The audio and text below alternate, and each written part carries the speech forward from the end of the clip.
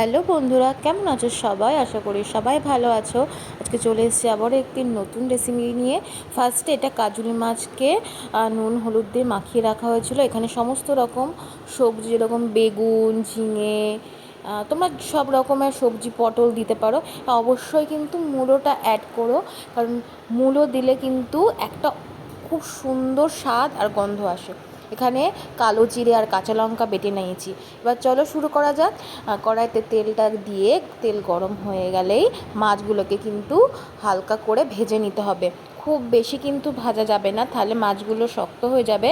আর এই চচ্চড়িতে মাছ যদি শক্ত হয়ে যায়, খেতে একদম ভালো লাগে না। তারপরে তেলের মধ্যে শুকনো লঙ্কা, তেজপাতা ফোড়ন দিয়ে দিলাম। একটুখানি নাড়াচাড়া করে এর মধ্যে অল্প কুচনো পেঁয়াজ দিয়ে ভালো করে কিন্তু ভাজা করতে হবে। খুব বেশি ভাজার দরকার নেই, হালকা করলেই হবে। এরপর এর মধ্যে কেটে রাখা সমস্ত সবজিগুলো কিন্তু দিয়ে দিলাম।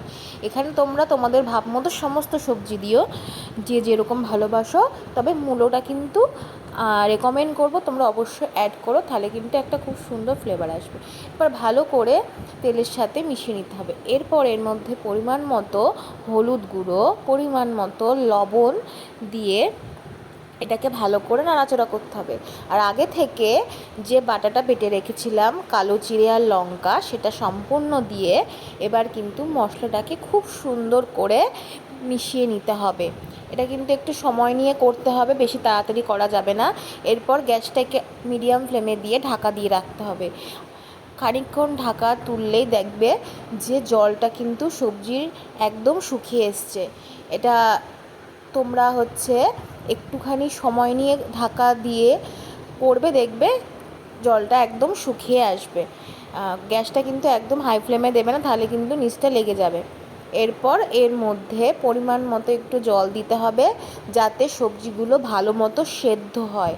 এরপর একটু সুন্দর করে নাড়াচাড়া করতে হবে আর খানিকক্ষণ ঢাকা দিয়ে দিয়ে এটা রান্না করতে হবে। যত বেশি ঢাকা দিয়ে দিয়ে লো ফ্লেমে রান্না করবে, তত বেশি কিন্তু সবজিগুলো খুব সুন্দর হবে। দেখো কি সুন্দর সেদ্ধ হয়েছে না? এরপর নামানোর আগে এর মধ্যে অল্প একটু চিনি দেবে, খুব বেশি দেওয়ার দরকার নেই। এতে কিন্তু খুব সুন্দর একটা স্বাদ আসবে। প্রায় হয়ে যাওয়ার পরে শেষ মুহূর্তে মাছগুলো দেবে। মাছগুলো দিয়ে কিন্তু একদম নাড়াচাড়া করা যাবে না, তাহলে কিন্তু মাছগুলো ভেঙে ঘেটে যাবে। একদম ওপর দিয়ে হালকা করে চাপা দিয়ে দিয়ে দিতে হবে। এরপর খানিকক্ষণ ঢাকা দিয়ে দিতে হবে।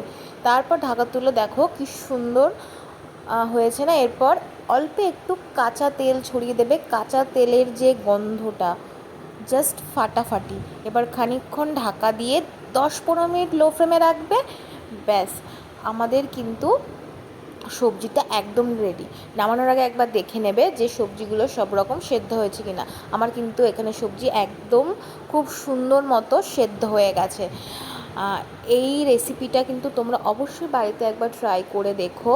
আমার মনে হয় তোমাদের খুব ভালো লাগবে। যারা সবজি খেতে ভালোবাসো না, তাদেরও খুব খুব ভালো লাগবে। এইভাবে একবার ট্রাই করে দেখো। এটা কিন্তু খেতেও দুর্দান্ত হয়। অল্প তেলে এরকম একটা সবজি তোমরা অবশ্যই বাড়িতে ট্রাই করতে পারো। এবং ভিডিওটি যদি ভালো লেগে থাকে, অবশ্যই কিন্তু লাইক, শেয়ার, সাবস্ক্রাইব করতে ভুলো না। চলো টাটা, আবার দেখা হবে।